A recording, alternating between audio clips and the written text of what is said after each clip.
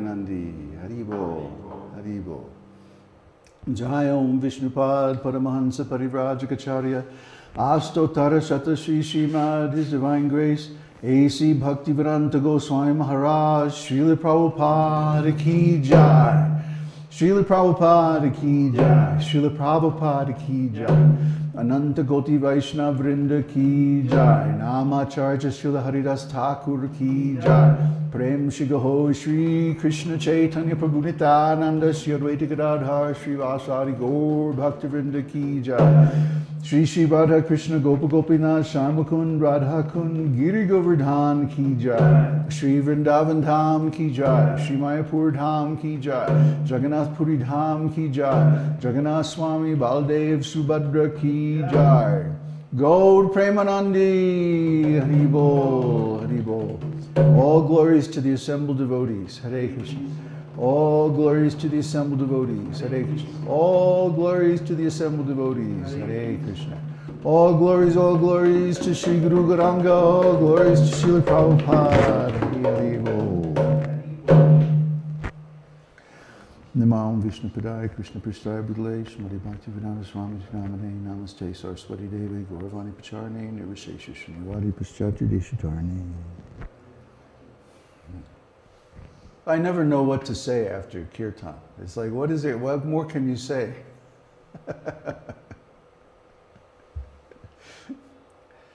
The holy name is everything. Yeah, that's all I can say. Hare Krishna. Hare Krishna. It takes 10 cantos of Srimad Bhagavatam. What is that?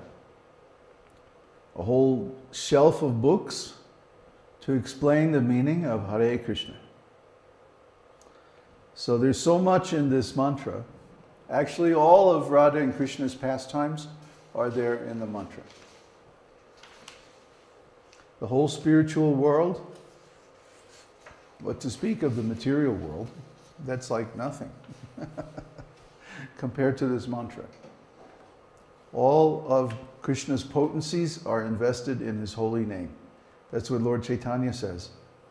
He says, my Lord, you have invested all your transcendental potencies in this holy name, and there aren't even any hard and fast rules for chanting it. But just imagine, in most yogic processes, there are many rules. For example, deity worship. Deity worship was the means of self-realization in the Dwapara Yuga. So in Dwapara Yuga, to attain self-realization, you have to get up very early in the morning, 4 o'clock, take a cold bath, outdoors if possible, even in the winter. Then you have to put on clean cloth, go in the temple, perform achaman, and then precisely at the beginning of the Brahma Muhurta hour, 90 minutes approximately before sunrise, then you have to wake up the deities and perform certain worship, very elaborate ceremonial worship using up to 64 different ingredients. And many, many prayers, many mantras, many mudras, holding your hand a certain way and this and that. Very elaborate worship. Almost no one today can perform this worship. Only a few people in India, or if they're specially trained up in temples, they can do it. But the average person cannot do it. They have neither the means, nor the knowledge, nor the patience, nor the inclination. In Treta Yuga, the process of self-realization was great sacrifices, enormous undertakings. Imagine everything that goes into a football game today, a huge stadium, a great arena, all kinds of elaborate security measures and people, keeping up the grounds and everything like that. All of that went into a great sacrifice in the Treta Yuga. Thousands of people, tens of thousands, hundreds of thousands would come. And they all had to be accommodated, they all had to be fed. There had to be sanitary facilities for all of them. And then in the arena itself, there was a huge fire altar. And the fire altar would be stocked with wood, and there would be all kinds of qualified brahmanas performing the sacrifice and chanting the mantras from the 4 Vedas. And by their mantras, the demigods would actually appear. They would pour tons of ghee into the fire, and the smoke would rise up and it would coalesce into the forms of the demigods by the power of the mantras. Nowadays, there are no qualified brahmanas to perform the ceremony. There are no qualified kshatriyas or kings to underwrite the ceremony, to support it financially. And even if you did give one of these huge sacrifices, who would come? Nobody understands the significance of them.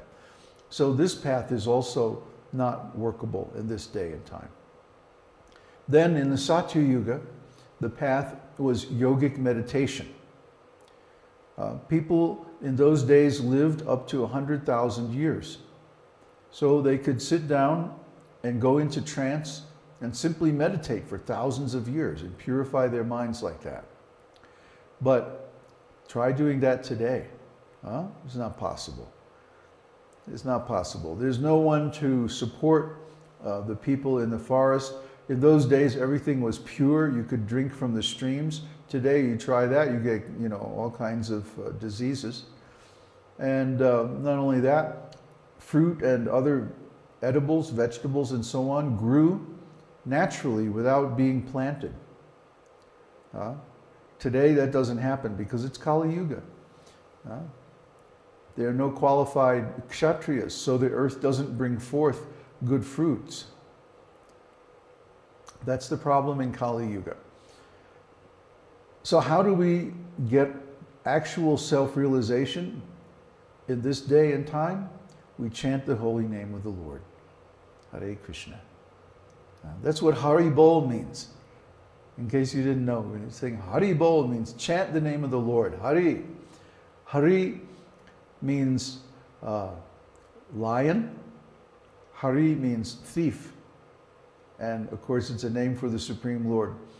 He takes away all of our sinful activities by his holy name. And he's a lion. He's very strong, very powerful. But he's also very loving and affectionate. Lions are like that. They have those two sides in their character. So we can approach the Lord by chanting his holy name very easily. And in that way, we become free from all sinful activities, full of transcendental knowledge, and we become blissful. We become full of ecstasy. Everyone who has participated in a kirtan, they know this. Sometimes the Lord will actually appear in your heart or in your mind by this chanting process. It's very wonderful, and it leads to the highest realization. I can tell you, if you just immerse yourself in chanting 24 hours a day, somehow or other, then you'll get the result very quickly. And that's our process. Everything else is simply to prepare us for that chanting. The austerities that we perform, the regulative principles, the philosophy, the service that we do, it's all just to get us ready for that ultimate sacrifice, that ultimate yogic process of chanting. And that's really the bottom line. Hare Nam, Hare Nam, Hare Nam eva kevala. Kalo nastyeva, nastyeva, nastyeva. Gatiranyata. In this age of Kali Yuga, there's no other way by yogic austerities, no other way by great sacrifices, no other way by elaborate deity worship to attain self-realization than to chant the holy name. Chant the holy name even in the offensive stage. Chant the holy name in the clearing stage. Chant the holy name in the perfectional stage. And this way you will certainly attain Kevala Bhakti, pure Bhakti. Bhakti without any mixture of karma, yoga, or jnana.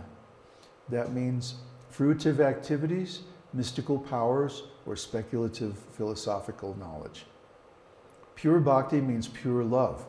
And so when we develop this pure love, we get the highest nectar that we've always been searching for. We've just been looking for it in the wrong place.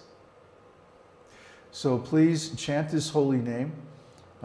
If you don't like the Hare Krishna mantra, chant some other mantra. There's thousands and thousands of holy names of God you can chant.